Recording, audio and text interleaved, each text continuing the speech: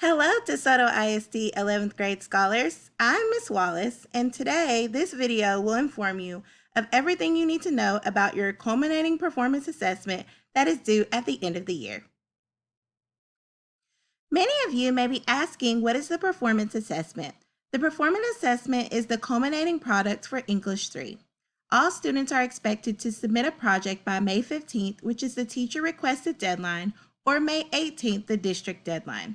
Assessments will be graded according to the grading rubric provided on the Anytime, Anywhere learning page under the English 3 performance assessment. In DeSoto ISD, we are striving to support all of our students. So no or low tech? No problem.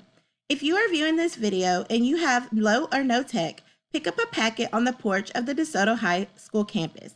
Students with paper packets may ask their parents to email pictures of their work along the way to receive feedback through scheduled phone calls with teachers, or in some cases, they may submit their culminating performance assessments by phone. Please contact your school administrator for alternative acceptable ways to submit your paper packet if you do not have access to technology. Each week, our weekly instructional goals in English 3 are broken down into two components: content design and what students are responsible for. The English 2 teachers have selected historical articles that will cover historical periods for a given time period. Our teacher videos are structured to model a targeted skill for the performance assessment essay. Students, in turn, are responsible for submitting a section of their paper each week in order to receive teacher feedback. If revision is needed and recommended by the teacher, students are expected to revise their essay using feedback prior to submitting their final draft of the essay on May 15th. Now that we've gotten that brief overview out of the way, let's talk about the components of the culminating product and the grading requirements that are provided. This is the expanded document for the 11th grade ELAR performance assessment. At the top of the document, here, you will notice the major standards that students are responsible for showing mastery of.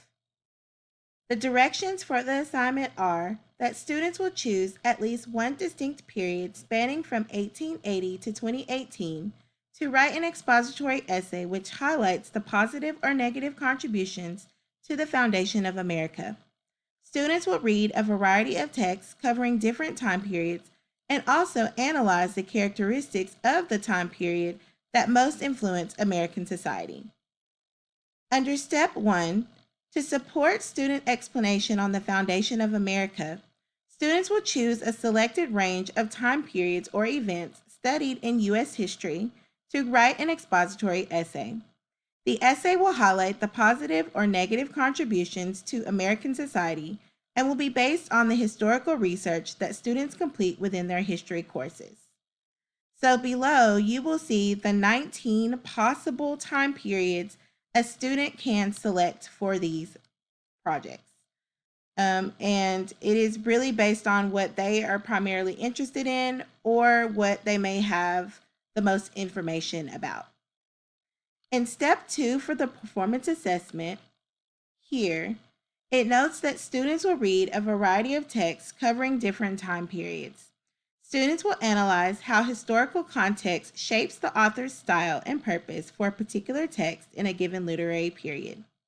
These texts will include foreign works of fiction, journalism, literary nonfiction, poetry, rhetoric, and drama from each of these periods, and will showcase the different styles and priorities, whether they are artistic, political, cultural, of their time. When a student is ready to submit, what they will be turning in is an 1,000 to 2,000 word essay, which comes down to 2 to 4 pages that will be typed and double spaced on Google Documents or in Microsoft Word. They will have a title page that includes the author and the title, an introduction that includes their thesis statement and their organizational style, body paragraphs that includes supporting evidence for the thesis and develop an argument, and a conclusion that summarizes the essay's ideas and presents the final form of the argument. The complete assignment will be due by the teacher requested deadline of May 15th, but submitted no later than the district deadline, which is May 18th. If you continue to scroll down the document, you will see the grading requirements for the culminating product. We have broken down these requirements into 5 categories, they are labeled across the top of the document. So a 5 would mean that they're containing all elements of the essay that the teacher is looking for. So a 5 is equal to the grade of A. A 4, which means that the paper contains most elements, which is equal to a grade of AB. 3 contains some elements, which is equal to a grade of a C.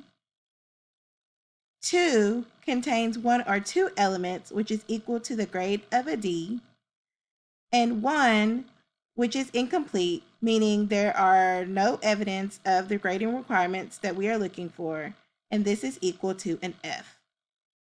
On the left-hand side, you will see the categories that we're specifically looking at. So the first one, under content, we are looking at your student's thesis statement, their argument and supporting evidence and conclusion, and summarization and ability to upgrade the thesis. And under each section, we have labeled characteristics of what your paper is doing in order to earn that grade for that category.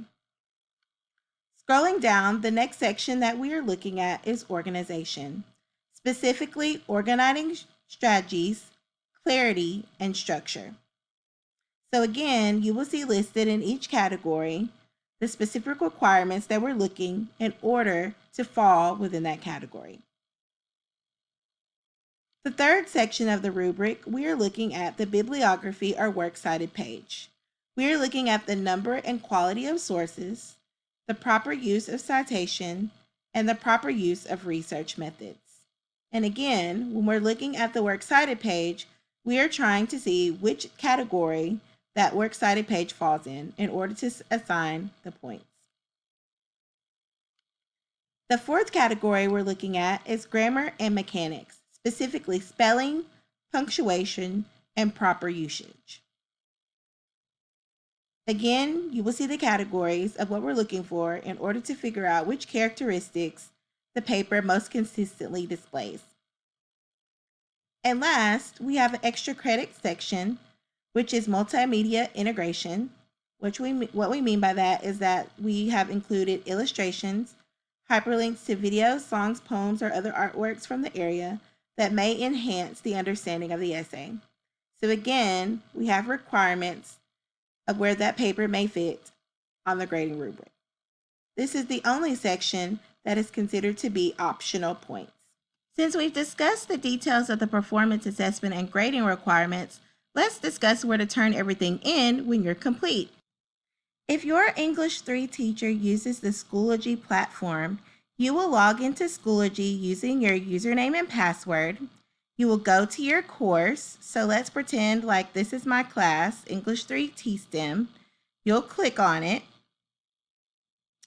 You will locate the assignment in a folder that looks similar to this one that says Semester Project.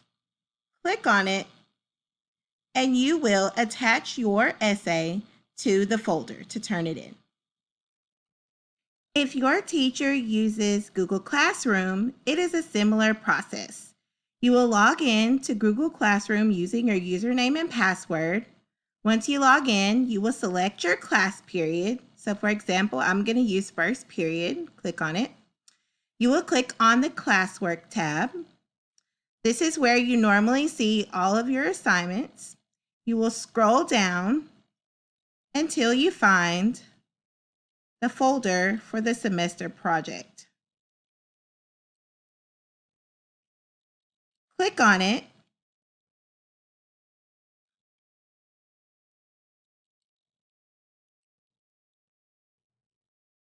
And you will upload your final essay to this folder. This concludes the video tutorial for the 11th grade English 3 culminating product and grading rubric. Remember, if you have any questions, reach out to your English 3 teacher at any time. Keep learning, keep soaring, Eagles. We miss you.